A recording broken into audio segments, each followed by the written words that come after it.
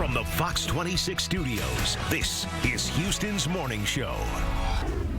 Final election results are just in, and we wanted to dig further into some of the impact. To help us out, we're joined by Republican strategist Jackie Bailey and Democratic strategist Dallas Jones. Good morning to you both. Good morning. Okay, we're going to start with Houston ISD. You had half of the trustees who were up for re-election. Two of them weren't running at all, with the state recommending the takeover, as that has been in the news over the past couple of weeks. What will the winners be able to work with once they are in office, or do they face being removed as well? Well, we know that the state takeover is imminent, is preeminent, is coming within the next couple of weeks or so. And the commissioners, the education commissioner has pretty much said that there will be a state takeover of the board, and that will render the elected official they will have no power. In other words, the state will take over the board. They will have all of the authority, because there are two major investigations that they're looking at. They're looking at a violation of the Open Record Meetings Act, and they're also looking at other ethics violations and mismanagement.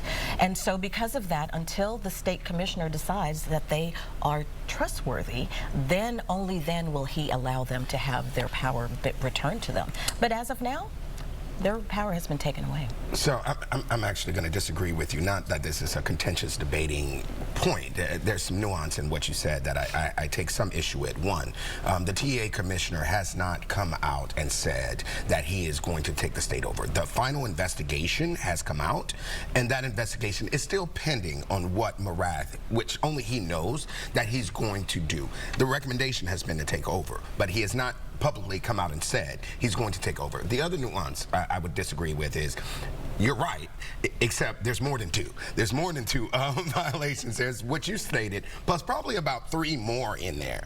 What we saw last night in the elections is that the voters have said, out with it. The incumbents that ran for re-election lost. And they will have power up until that board of managers is put in, and then they will come back and be phased in as the duly elected board members to keep local control in place and the will of the voters. But it will be at the discretion of the TEA commissioner. And for clarification, I said the recommendation will be coming the next couple of weeks. That was the first thing I said. So there is that possibility that the elected candidates might be able to serve out their terms. There is that possibility. Well, they will serve out their terms. The question, I'm sorry, go ahead. More than likely they won't. No, they will serve out their terms. They're not going to be removed. It's not about removing them from the board. It's about putting the managers in place.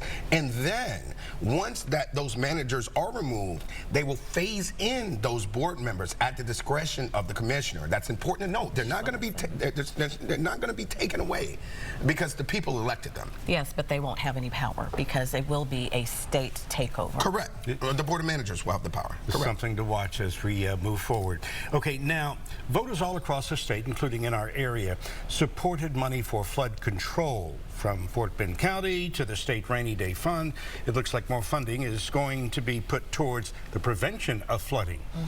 Any surprise there?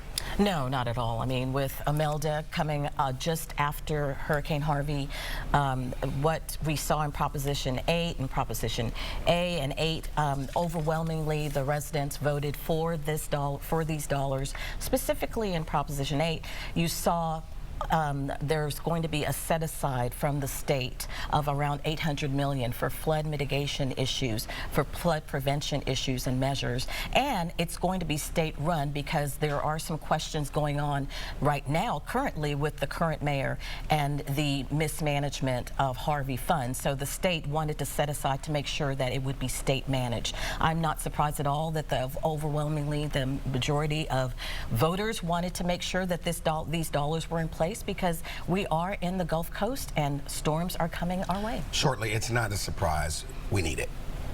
Okay. Thank you so very much, and thank you for chiming in on what happened last night. Thank you. And we will be looking forward to additional comments as we move forward. Yes. Thank you.